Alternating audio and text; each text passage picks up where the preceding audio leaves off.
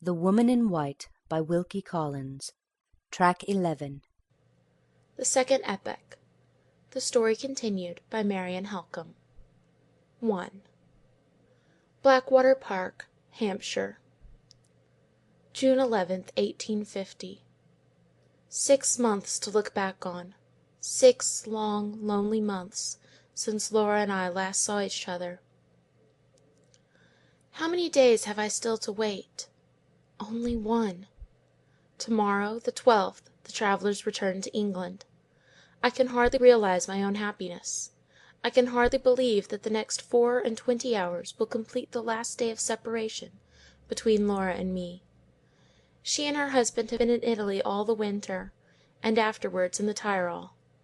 They come back, accompanied by Count Fosco and his wife, who propose to settle somewhere in the neighbourhood of London, and who have engaged to stay at Blackwater Park for the summer months, before deciding on a place of residence. So long as Laura returns, no matter who returns with her. Sir Percival may fill the house from floor to ceiling if he likes, on condition that his wife and I inhabit it together. Meanwhile, here I am, established at Blackwater Park, the "ancient and interesting seat," as the county history obligingly informs me, of Sir Percival Glyde, Baronet, and the future abiding place, as I may now venture to add on my account, of plain Marian Halcombe, spinster, now settled in a snug little sitting-room, with a cup of tea by her side, and all her earthly possessions ranged round her in 3 boxes and a bag. I left Limmeridge yesterday, having received Laura's delightful letter from Paris the day before. I had been previously uncertain whether I was to meet them in London or in Hampshire, but this last letter informed me that Sir Percival proposed to land at Southampton, and to travel straight on to his country house. He has spent so much money abroad that he has none left to defray the expenses of living in London for the remainder of the season, and he is economically resolved to pass the summer and autumn quietly at Blackwater. Laura has had more than enough of excitement and change of scene, and is pleased at the prospect of country tranquillity and retirement which her husband's prudence provides for her. As for me, I am ready to be happy anywhere in her society. We are all, therefore, well contented in our various ways, to begin with. Last night I slept in London, and was delayed there so long to-day by various calls and commissions, that I did not reach Blackwater this evening till after dusk. Judging by my vague impressions of the place thus far, it is the exact opposite of Limmeridge. The house is situated on a dead flat, and seems to be shut in, almost suffocated, to my north country notions, by trees. I have seen nobody but the manservant who opened the door to me, and the housekeeper, a very civil person, who showed me the way to my own room, and got me my tea. I have a nice little boudoir and bedroom at the end of a long passage on the first floor. The servants' and some of the spare rooms are on the second floor, and all the living rooms are on the ground floor. I have not seen one of them yet, and I know nothing about the house, except that one wing of it is said to be 500 years old, that it had a moat round it once, and that it gets its name of Blackwater from a lake in the park. 11 o'clock has just struck, in a ghostly and solemn manner, from a turret over the centre of the house, which I saw when I came in. A large dog has been woke, apparently by the sound of the bell, and is howling and yawning drearily, somewhere round a corner. I hear echoing footsteps in the passages below, and the iron thumping of bolts and bars at the house door. The servants are evidently going to bed. Shall I follow their example? No, I am not half sleepy enough. Sleepy, did I say? I feel as if I should never close my eyes again. The bare anticipation of seeing that dear face, and hearing that well-known voice to-morrow, keeps me in a perpetual fever of excitement. If I only had the privileges of a man, I would order out Sir Percival's best horse instantly, and tear away on a night gallop, eastward, to meet the rising sun. A long, hard, heavy, ceaseless gallop of hours and hours, like the famous highwaymen's ride to York. Being, however, nothing but a woman, condemned to patience, propriety, and petticoats for life, I must respect the housekeeper's opinions, and try to compose myself in some feeble and feminine way. Reading is out of the question. I can't fix my attention on books. Let me try if I can write myself into sleepiness and fatigue.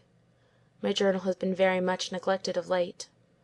What can I recall, standing as I now do on the threshold of a new life, of persons and events, of chances and changes, during the past 6 months, the long, weary, empty interval since Laura's wedding day? Walter Hartright is uppermost in my memory, and he passes first in the shadowy procession of my absent friends. I received a few lines from him after the landing of the expedition in Honduras, written more cheerfully and hopefully than he has written yet. A month or 6 weeks later, I saw an extract from an American newspaper, describing the departure of the adventurers on their inland journey. They were last seen entering a wild primeval forest, each man with his rifle on his shoulder and his baggage at his back. Since that time, civilization has lost all trace of them. Not a line more have I received from Walter. Not a fragment of news from the expedition has appeared in any of the public journals. The same dense, disheartening obscurity hangs over the fate and fortunes of Anne Catrick and her companion, Mrs. Clements. Nothing whatever has been heard of either of them. Whether they are in the country or out of it, whether they are living or dead, no one knows.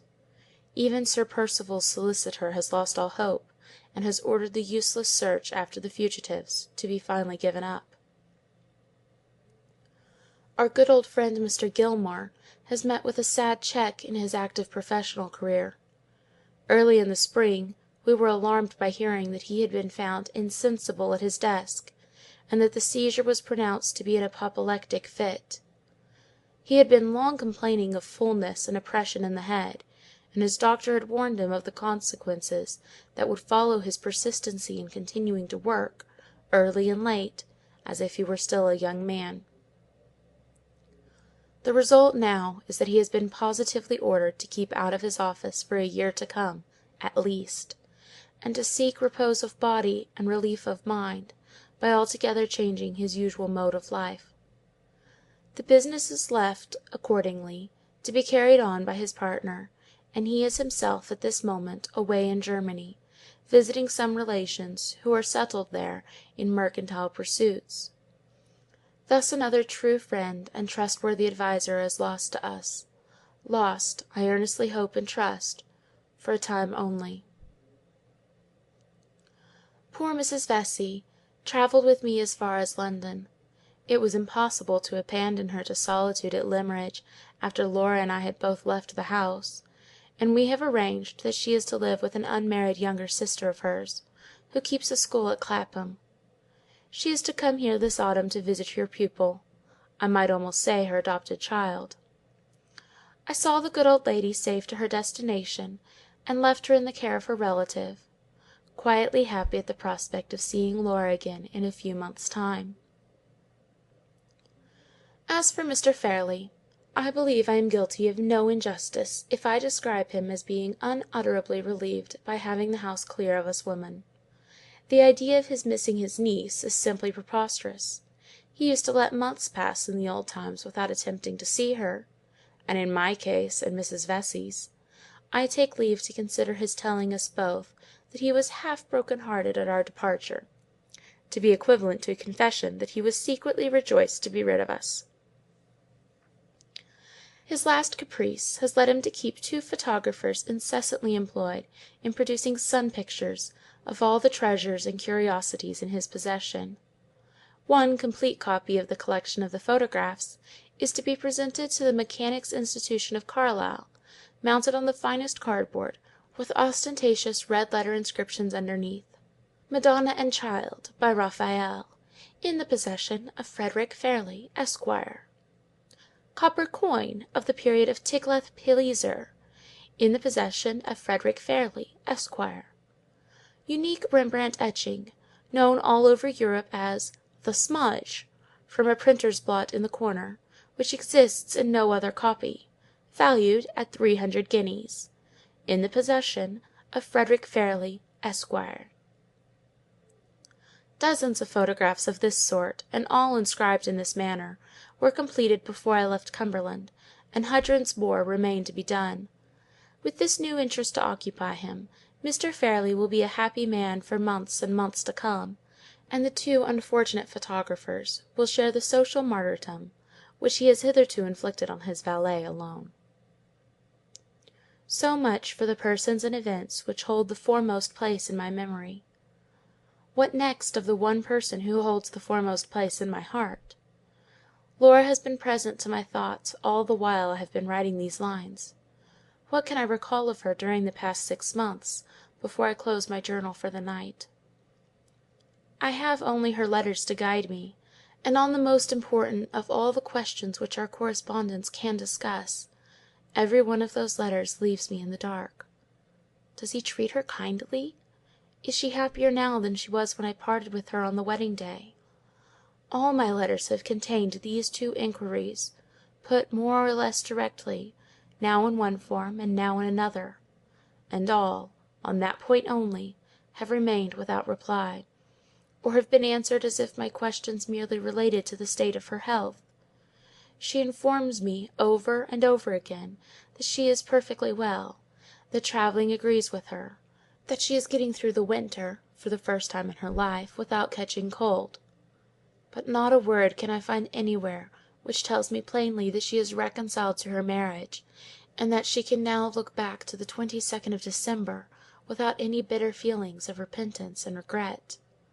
The name of her husband is only mentioned in her letters, as she might mention the name of a friend who was travelling with them, and who had undertaken to make all the arrangements for the journey. Sir Percival has settled that we leave on such a day. Sir Percival has decided that we travel by such a road. Sometimes she writes Percival only, but very seldom. In 9 cases out of 10 she gives him his title. I cannot find that his habits and opinions have changed and coloured hers in any single particular. The usual moral transformation which is insensibly wrought in a young, fresh, sensitive woman by her marriage, seems never to have taken place in Laura. She writes of her own thoughts and impressions, amid all the wonders she has seen, exactly as she might have written to some one else, if I had been travelling with her instead of her husband. I see no betrayal anywhere of sympathy of any kind existing between them. Even when she wanders from the subject of her travels, and occupies herself with the prospects that await her in England, her speculations are busied with her future as my sister, and persistently neglect to notice her future as Sir Percival's wife. In all this there is no undertone of complaint, to warn me that she is absolutely unhappy in her married life. The impression I have derived from our correspondence does not, thank God, lead me to any such distressing conclusion as that. I only see a sad torpor, an unchangeable indifference, when I turn my mind from her in the old character of a sister, and look at her, through the medium of her letters, in the new character of a wife. In other words, it is always Laura Fairley who has been writing to me for the last 6 months, and never Lady Glyde. The strange silence which she maintains on the subject of her husband's character and conduct, she preserves with almost equal resolution in the few references which her latter letters contain to the name of her husband's bosom friend, Count Fosco. For some unexplained reason, the Count and his wife appear to have changed their plans abruptly, at the end of last autumn, and to have gone to Vienna instead of going to Rome, at which latter place Sir Percival had expected to find them when he left England. They only quitted Vienna in the spring, and travelled as far as the Tyrol, to meet the bride and bridegroom on their homeward journey. Laura writes readily enough about the meeting with Madame Fosco, and assures me that she has found her aunt so much changed for the better, so much quieter, and so much more sensible as a wife than she was as a single woman, that I shall hardly know her again when I see her here. But on the subject of Count Fosco, who interests me infinitely more than his wife, Laura is provokingly circumspect and silent. She only says that he puzzles her, and that she will not tell me what her impression of him is until I have seen him, and formed my own opinion first. This, to my mind, looks ill for the Count. Laura has preserved, far more perfectly than most people do in later life, the child's subtle faculty of knowing a friend by instinct; and if I am right in assuming that her first impression of Count Fosco has not been favourable, I, for one, am in some danger of doubting and distrusting that illustrious foreigner before I have so much as set eyes on him. But patience, patience! This uncertainty, and many uncertainties more, cannot last much longer. To–morrow will see all my doubts in a fair way of being cleared up, sooner or later. 12 o'clock has struck, and I have just come back to close these pages, after looking out at my open window. It is a still, sultry, moonless night. The stars are dull and few. The trees that shut out the view on all sides look dimly black and solid in the distance, like a great wall of rock. I hear the croaking of frogs, faint and far off, and the echoes of the great clock hum in the airless calm long after the strokes have ceased. I wonder how Blackwater Park will look in the daytime. I don't altogether like it by night. 12th. A day of investigations and discoveries. A more interesting day, for many reasons, than I had ventured to anticipate. I began my sight–seeing, of course, with the house. The main body of the buildings is of the time of that highly overrated woman, Queen Elizabeth. On the ground floor there are two hugely long galleries, with low ceilings, lying parallel with each other, and rendered additionally dark and dismal by hideous family portraits, every one of which I should like to burn. The rooms on the floor above the two galleries are kept in tolerable repair, but are very seldom used. The civil housekeeper, who acted as my guide, offered to show me over them, but considerately added that she feared I should find them rather out of order. My respect for the integrity of my own petticoats and stockings infinitely exceeds my respect for all the Elizabethan bedrooms in the kingdom, so I positively declined exploring the upper regions of dust and dirt at the risk of soiling my nice clean clothes. The housekeeper said, "I am quite of your opinion, miss," and appeared to think me the most sensible woman she had met with for a long time past. So much, then, for the main building. Two wings are added at either end of it. The half–ruined wing on the left, as you approach the house, was once a place of residence standing by itself, and was built in the 14th century. One of Sir Percival's maternal ancestors—I don't remember and don't care which—tacked on the main building, at right angles to it, in the aforesaid Queen Elizabeth's time. The housekeeper told me that the architecture of the old wing, both outside and inside, was considered remarkably fine by good judges. On further investigation, I discovered that good judges could only exercise their abilities on Sir Percival's piece of antiquity by previously dismissing from their minds all fear of damp, darkness, and rats. Under these circumstances, I unhesitatingly acknowledged myself to be no judge at all, and suggested that we should treat the old wing precisely as we had previously treated the Elizabethan bedrooms. Once more the housekeeper said, "I am quite of your opinion, miss," and once more she looked at me with undisguised admiration of my extraordinary common sense. We went next to the wing on the right, which was built, by way of completing the wonderful architectural jumble at Blackwater Park, in the time of George II. This is the habitable part of the house, which has been repaired and redecorated inside, on Laura's account. My two rooms, and all the good bedrooms besides, are on the first floor, and the basement contains a drawing–room, a dining–room, a morning–room, a library, and a pretty little boudoir for Laura, all very nicely ornamented in the bright, modern way, and all very elegantly furnished with the delightful modern luxuries. None of the rooms are anything like so large and airy as our rooms at Limmeridge, but they all look pleasant to live in. I was terribly afraid, from what I had heard of Blackwater Park, of fatiguing antique chairs, and dismal stained glass, and musty, frowsy hangings, and all the barbarous lumber which people born without a sense of comfort accumulate about them, in defiance of the consideration due to the convenience of their friends. It is an inexpressible relief to find that the 19th century has invaded this strange future home of mine, and has swept the dirty, good old times out of the way of our daily life. I dawdled away the morning, part of the time in the rooms downstairs, and part out of doors in the great square which is formed by the three sides of the house, and by the lofty iron railings and gates which protect it in front. A large circular fish pond with stone sides, and an allegorical leaden monster in the middle, occupies the centre of the square. The pond itself is full of gold and silver fish, and is encircled by a broad belt of the softest turf I have ever walked on. I loitered here on the shady side pleasantly enough till luncheon time, and after that took my broad straw hat and wandered out alone in the warm, lovely sunlight to explore the grounds. Daylight confirmed the impression which I had felt the night before, of there being too many trees at Blackwater. The house is stifled by them. They are for the most part young, and planted far too thickly. I suspect there must have been a ruinous cutting down of timber all over the estate before Sir Percival's time, and an angry anxiety on the part of the next possessor to fill up all the gaps as thickly and rapidly as possible. After looking about me in front of the house, I observed a flower garden on my left hand, and walked towards it to see what I could discover in that direction. On a nearer view, the garden proved to be small and poor and ill kept.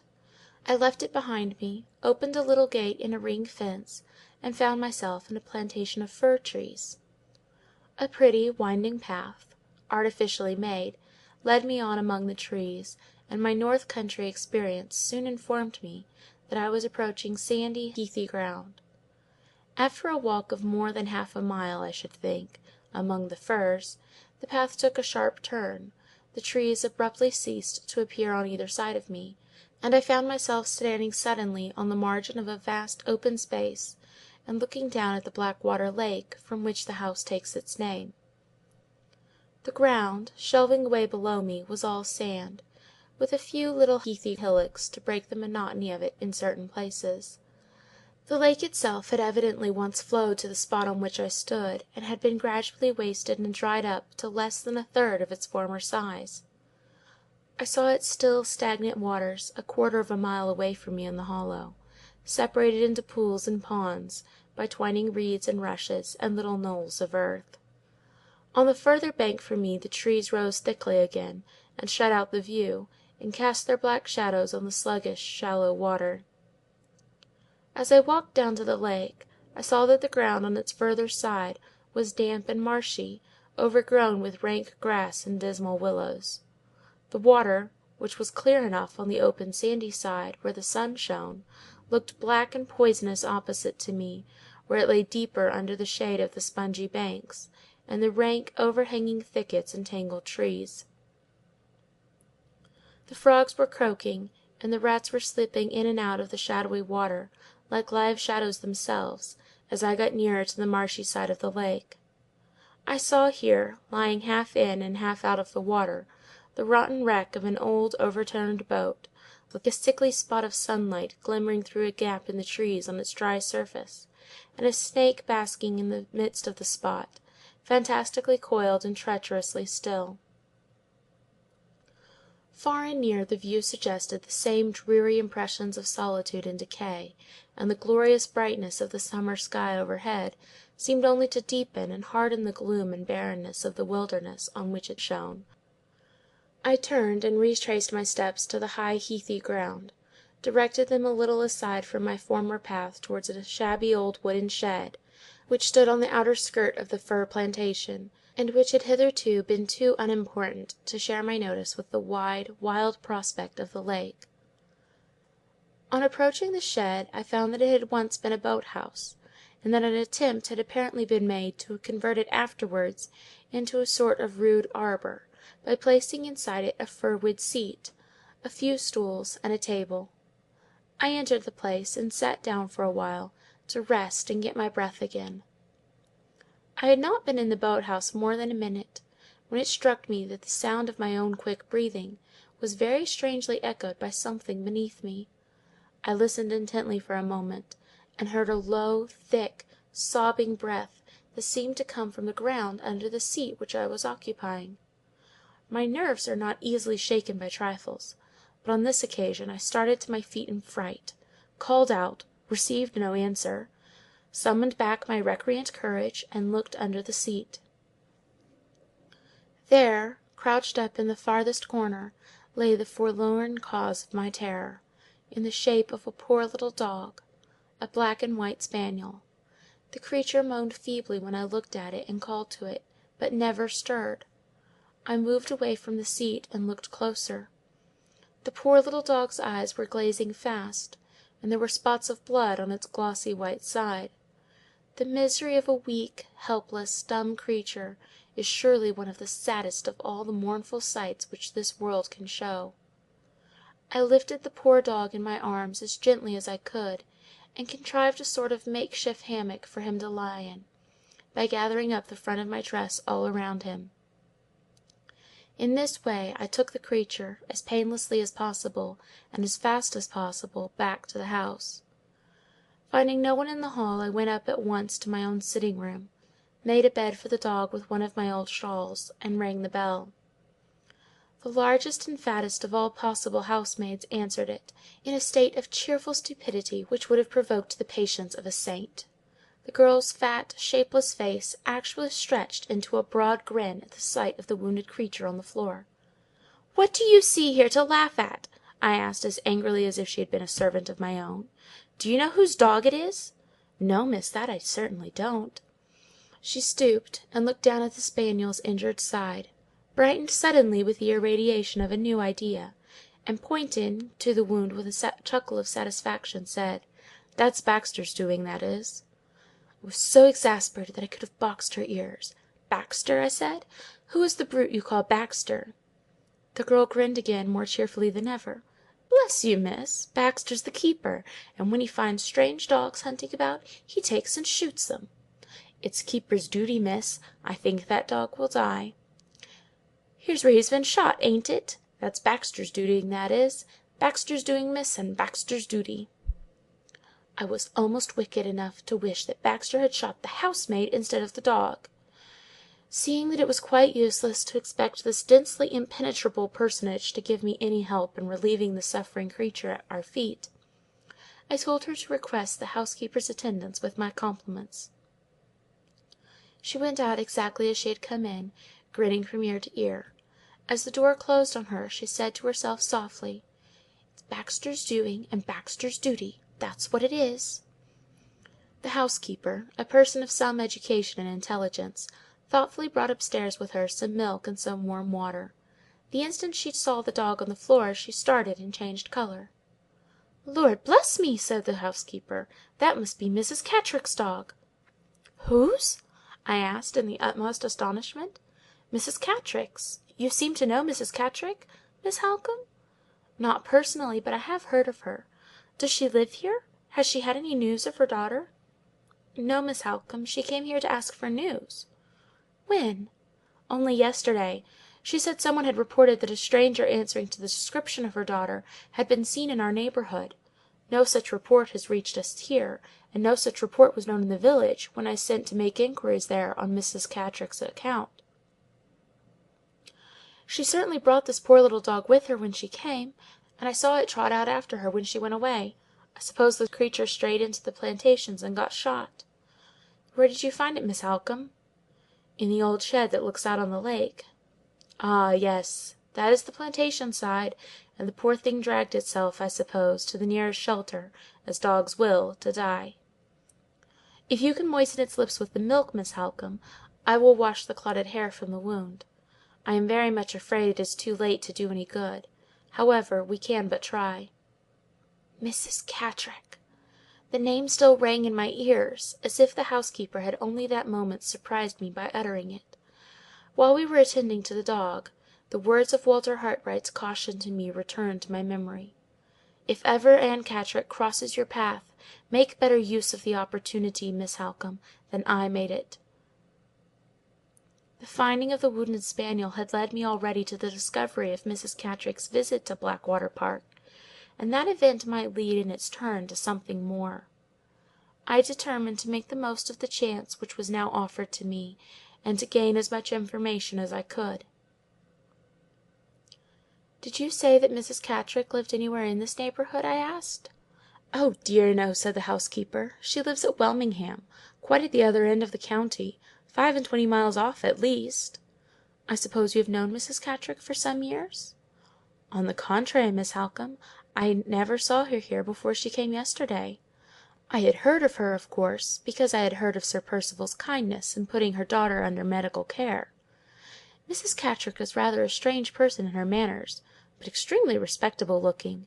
She seemed sorely put out when she found that there was no foundation—none at least that any of us could discover—for the report of her daughter having been seen in this neighbourhood. I am rather interested about Mrs. Catterick," I went on, continuing the conversation as long as possible. "I wish I had arrived here soon enough to have seen her yesterday. Did she stay for any length of time?" "Yes," said the housekeeper, "she stayed for some time, and I think she would have remained longer, if I had not been called away to speak to a strange gentleman—a gentleman who came to ask when Sir Percival was expected back." Mrs. Catterick got up and left at once, when she heard the maid tell me what the visitor's errand was. She said to me, at parting, that there was no need to tell Sir Percival of her coming here. I thought that rather an odd remark to make, especially to a person in my responsible position. I thought it an odd remark too. Sir Percival had certainly led me to believe, at Limmeridge, that the most perfect confidence existed between himself and Mrs. Catterick. If that was the case, why should she be anxious to have her visit at Blackwater Park kept a secret from him? "Probably," I said, seeing that the housekeeper expected me to give my opinion on Mrs. Catterick's parting words, "probably she thought the announcement of her visit might vex Sir Percival to no purpose, by reminding him that her lost daughter was not found yet. Did she talk much on that subject?" "Very little," replied the housekeeper. "She talked principally of Sir Percival, and asked a great many questions about where he had been travelling, and what sort of lady his new wife was. She seemed to be more soured and put out than distressed, by failing to find any traces of her daughter in these parts. 'I give her up,' were the last words she said that I can remember. 'I give her up, ma'am, for lost.' And from that she passed at once to her questions about Lady Glyde, wanting to know if she was a handsome, amiable lady, comely, and healthy, and young. Ah, dear! I thought how it would end. Look, Miss Halcombe, the poor thing is out of its misery at last." The dog was dead. It had given a faint, sobbing cry. It had suffered an instant's convulsion of the limbs, just as those last words, "comely and healthy and young," dropped from the housekeeper's lips. The change had happened with startling suddenness; in one moment the creature lay lifeless under our hands. 8 o'clock. I have just returned from dining downstairs, in solitary state. The sunset is burning redly on the wilderness of trees that I see from my window, and I am poring over my journal again, to calm my impatience for the return of the travellers. They ought to have arrived, by my calculations, before this. How still and lonely the house is in the drowsy evening quiet! Oh me! How many minutes more before I hear the carriage wheels, and run downstairs to find myself in Laura's arms? The poor little dog! I wish my first day at Blackwater Park had not been associated with death, though it is only the death of a stray animal. Welmingham. I see, on looking back through these private pages of mine, that Welmingham is the name of the place where Mrs. Catterick lives. Her note is still in my possession; the note in answer to that letter about her unhappy daughter which Sir Percival obliged me to write. One of these days, when I can find a safe opportunity, I will take the note with me by way of introduction, and try what I can make of Mrs. Catterick at a personal interview. I don't understand her wishing to conceal her visit to this place from Sir Percival's knowledge; and I don't feel half so sure, as the housekeeper seems to do, that her daughter Anne is not in the neighbourhood at all. What would Walter Hartright have said in this emergency? Poor, dear Hartright! I am beginning to feel the want of his honest advice, and his willing help already. Surely I heard something. Was it a bustle of footsteps below stairs? Yes! I hear the horses' feet. I hear the rolling wheels. End of Track 11.